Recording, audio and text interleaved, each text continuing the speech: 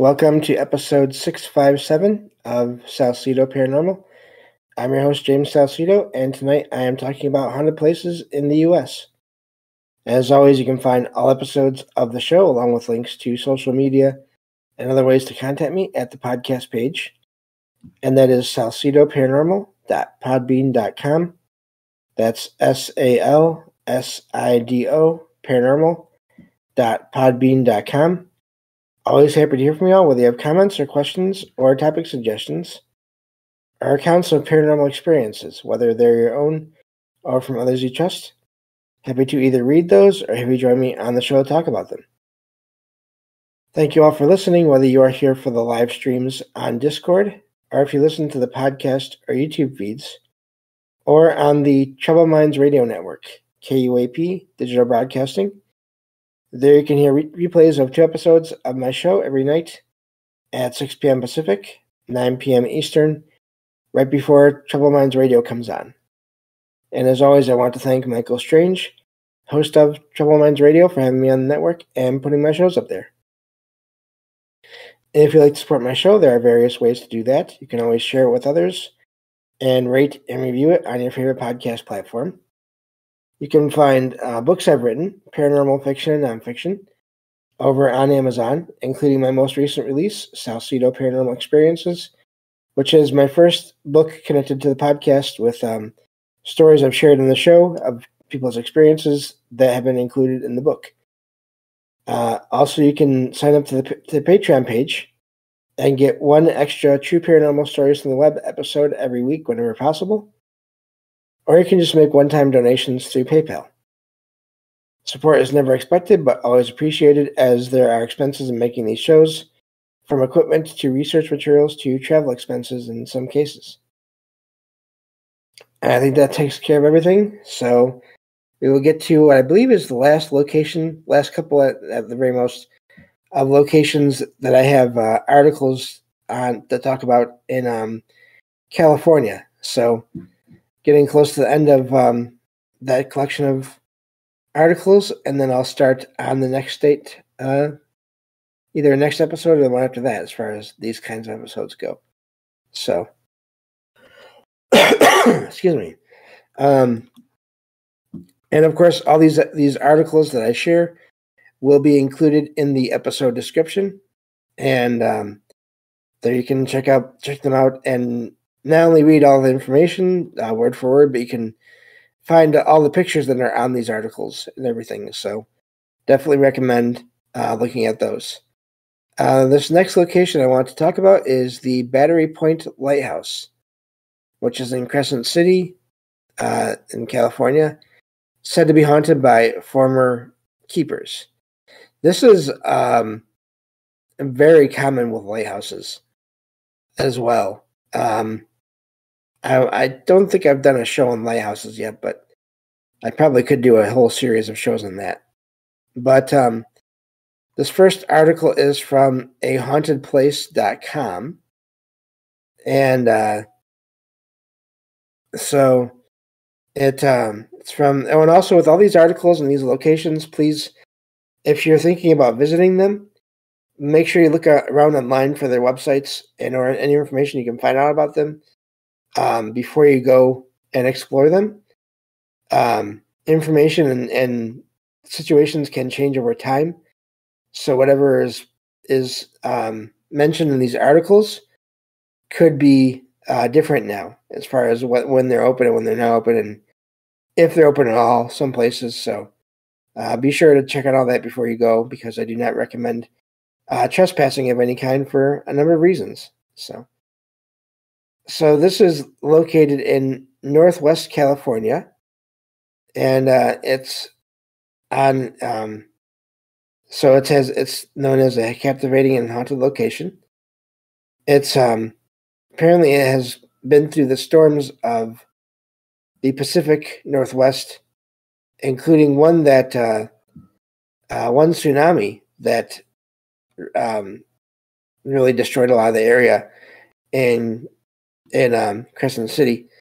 It's on an island, and basically what is an island during high tide, and only accessible from the mainland as a peninsula during low tide. So that's how much water goes around this location.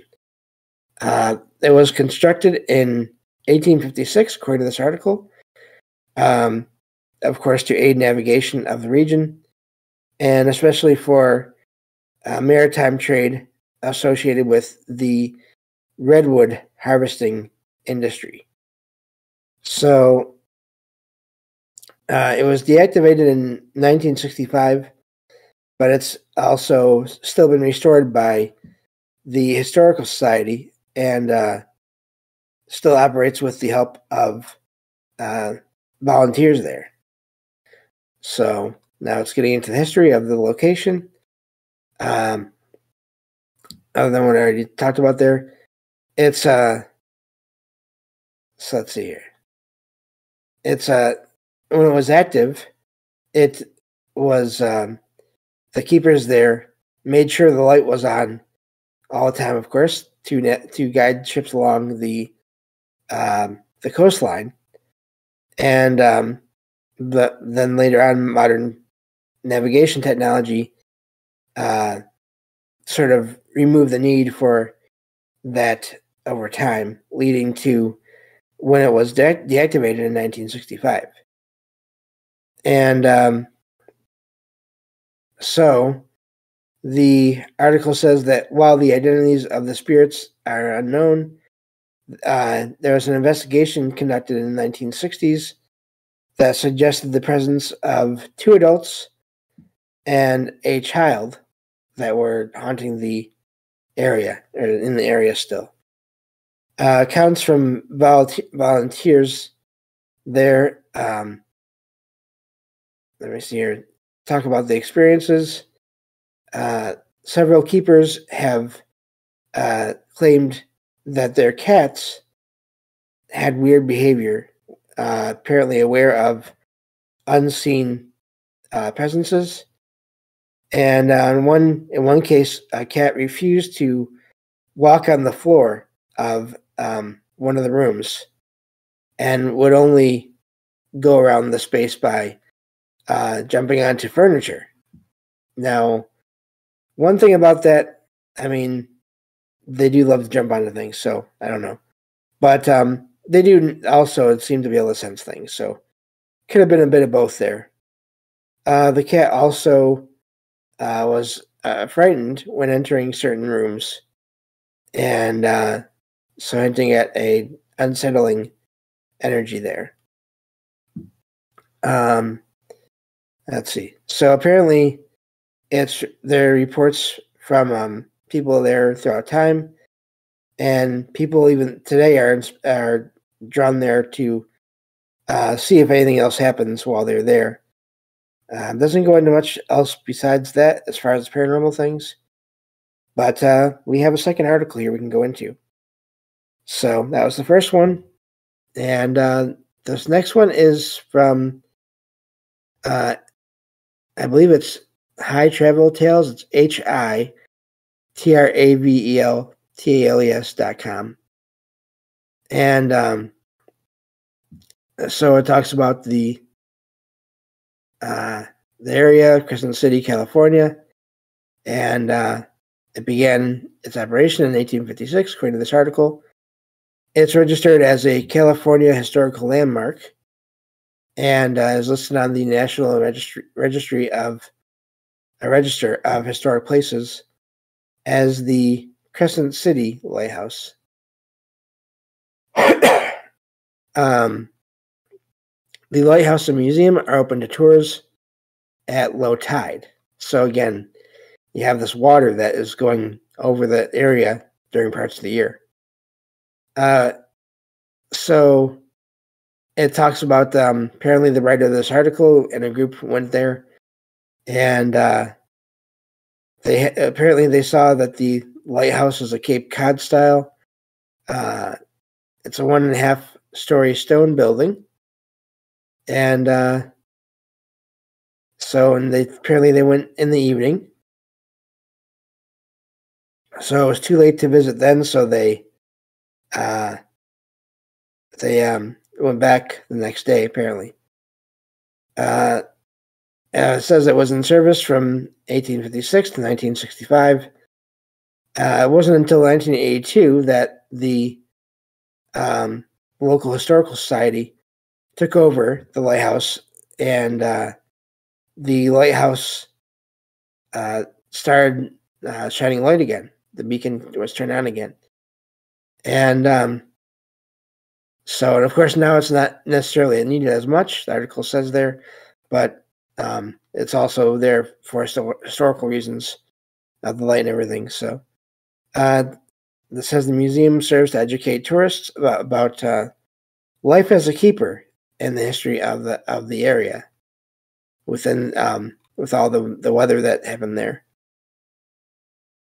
And says that the author wandered through the lighthouse with their tour group and saw the rooms.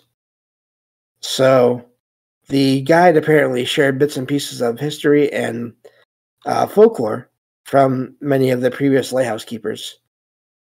And says the real highlight to the tour was climbing up the staircase. That is something I've never done. I've been to a lighthouse once, but I'm not the best with stairs going down, so I haven't done that yet. Maybe someday, but maybe not. So let's see here. Going to the history part of this article here, it talks about there was an economic boom from harvesting redwoods in the mid-1800s, and because of that, Congress appropriated $15,000 for the construction of the lighthouse in 1855. So, it says that today volunteer lighthouse keepers live on the land year-round. So I'm guessing they mean nearby, and they operate the lighthouse in the museum and do tours as well. So, says that it's a lot of work doing that, but you can become a volunteer there. And now it gets to the section of the article here that we're looking for. Is it haunted? So the tour guides seem to think so, or talk about accounts of experiences there that people have had. Keepers have reportedly heard footsteps on the tower stairs during a storm. They've had slippers moved to a new location while they were sleeping. They've even seen a rocking chair moving when no one is there.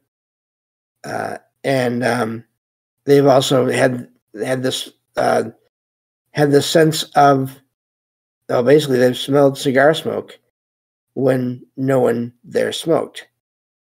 And so that's always amazing. That can happen with wood expanding and contracting, from what I've heard, releasing the odor of or the smell of cigarettes, but I don't know how exactly that works. I've just heard that before in other shows. It says that when the tour guide, or when the author asked the tour guide, I'm sorry, not the tour guide, asked two of the former keepers about the location being haunted, they told them, the author there, that there had been no ghost or haunting for the last several years. So that doesn't necessarily mean there wasn't anything going on there. I don't think there's a we know how exactly all that works to have to know when or when things should start or stop with that kind of activity. So I'll just say that. But let's see here. So yeah, that does it for that location. And so we can move on to, I thought there was two. So yeah, I was right. The next one is and this one actually has been featured in a short True Paranormal Stories from the Web. Well, in one of those episodes, not a short one, but in one of those episodes. This is I think you say Bodie State Historic Park. And it's a well-preserved ghost town with reported supernatural occurrences. So this one, I shared an account from someone that visited the place, and where they took a picture of the house, one of the houses there, and they had the door close after they took that picture there. So, so yeah, I don't know. Yeah, it could be. DJ in the chat says, I wonder if that was the making of most of the haunted lighthouse movies. Yeah, I don't know a lot of them. I've heard of a couple of them over the years. Or maybe all lighthouses are haunted. Yeah, I have no idea. But there's just so many of them.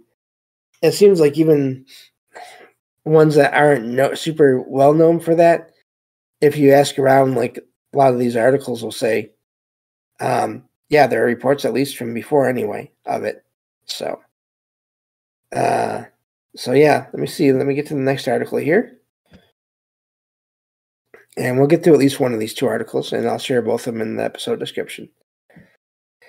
So this is from, once I find my place again, this is from legendsofamerica.com.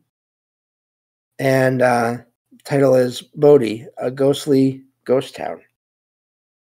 And again, that is a ghost town does not actually refer to paranormal directly. It's more this idea of a place that is left partially or mostly intact, where everyone is gone. No one is living there anymore. Or next to no one is living there anymore. So, let's see here.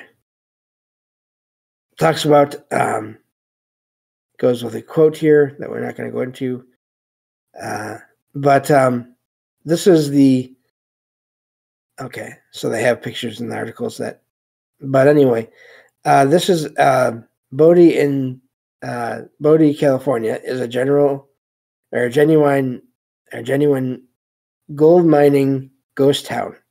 So they used to mine gold in the area, and it's east of the Sierra Nevada mountains in Mono County, California. And when mining began to decline in the area along the western slope of those mountains, the prospectors began to go back east in search of more places to mine. And one of these men was William, also known as Waterman S. Bodie, who is the one that discovered gold near a place that is now called Bodie Bluff in 1859. And this man also died in this snowstorm that same winter and never saw the new town that would be named after him there. So there is one legend that attributes the change of spelling to someone that couldn't read or write very well. The citizens say they deliberately changed the name or the spelling in order to ensure correct pronunciation. So in 1861, the article says the Bunker Hill mine was established, as well as a mill, even though the camp was called home to only about 20 miners. This town grew slowly, it says, and remained really insignificant for a while until for about 17 years. And the Bunker Hill mine and mill on the west slope of Bodie Bluff changed hands several times. And it goes into the history of all the mining in the area. And so let's see here. We don't need to quite have all of that. You can check it out for sure, though, going there. And let's see here. Let's skip to the... So it talks about some of the buildings there, the store. Of course, there are houses. And railroads went to the area. So let's see here. This is a long article on the history. So if you're more into history than sort of the paranormal things, you can check it out. There was a church there, and just trying to get to the. So here we get to the legends of Bodhi, the buildings in the area. So there are legends about the area, including the one about a supposed curse. Supposedly, if visitors take anything from the old ghost town, even a pebble, it says, they will be cursed with bad luck. Misfortune and tragedy are keep going until the victim returns whatever object it is that they took. And according to park rangers, many people who have taken things eventually return them to the park to get rid of this supposed curse. The park also maintains a logbook of pages and pages of returned items. And in the museum, you can see a lot of letters from people who have actually mailed things back to the park. So let's see here. It's supposedly this curse is carried out supposedly by the ghosts of the area. So other legends as far as ghosts go include people that have said it seems to be truly a ghost town, in that there are many spirits that still stay in the area. So it says the J.S. Kane House, which is there, is said to have a lot of activity there. It has the ghost of a Chinese maid. Families of park rangers who have stayed there at the house described the spirit as not liking adults but loving children. So let's see here. Going further into this article here, adults sleeping in that house have said they will wake up in the night to find this woman sitting on their bed there, and on them supposedly feeling suffocated as well. And apparently one person had fought against us so hard they ended up on the floor. So people have reported seeing the bedroom door opening and closing on its own. Again, going back to that previous story that I've shared of an account that someone had there, an encounter. Apparently there are several friendly spirits in the Mendocini house. So, and at another house, visitors have seen a woman peering from an upstairs window. So yeah, there's a lot here to read. I definitely recommend checking out this article and the other one. I'll make sure I include the other article here. And it does say there are no permanent residents in the area, except park employees, but people can visit there as well. So according to this article, again, please check out any current information as to when you are able to do that. So I think that's going to do it for this episode here. That's all the time we have for this episode. Thank you all for listening, and I will talk to you all next time on Salsidoparanormal. Take care.